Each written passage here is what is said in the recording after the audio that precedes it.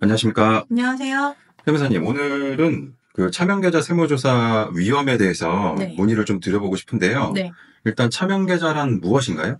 일단은 차명계좌를 하면 사업자 명의가 아닌 다른 사람 계좌, 다른 사람 명의의 계좌를 사업과 관련해서 사용하는 것을 말합니다. 네네. 예.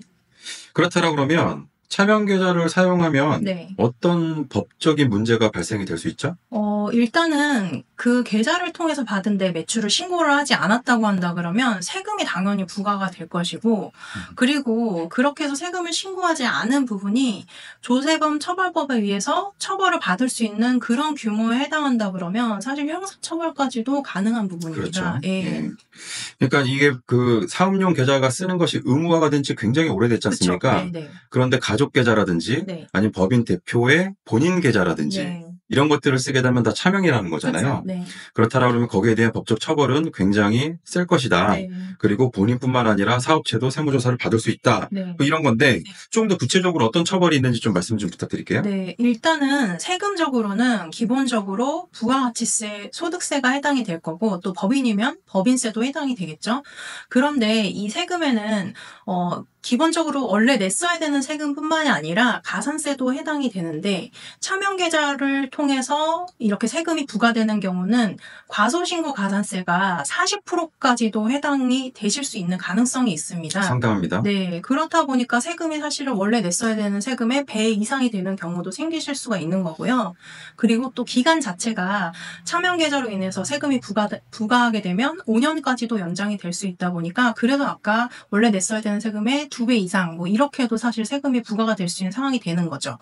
그리고 세금뿐만이 아니라 아까 잠깐 언급드린 조세범 처벌법에 의해서 고발 조치에 의해서 수사기관에서 또 수사를 받게 되실 경우가 생기실 수 있고 또 형사처벌까지도 가능한 상황이 되시는 거죠. 이 모든 것들을 생각해 보시면은 10만 원짜리 현금 영수증 하나 미발행을 해가지고 탈세 제보가 들어왔다. 그리고 이런 것들이 쌓여가지고 세무조사가 뭐 어떤 시스템에 적발이 됐다라고 한다면 내가 감당해야 될 부분은 너무나 큰 거예요. 그렇죠. 예, 굳이 네. 이렇게 하실 필요가 없는 건데요. 네. 그러면 만약 과거에 차명계좌를 사용했습니다. 네. 지금은 사용을 안 하고 있고요. 네. 이런 경우는 어떨까요?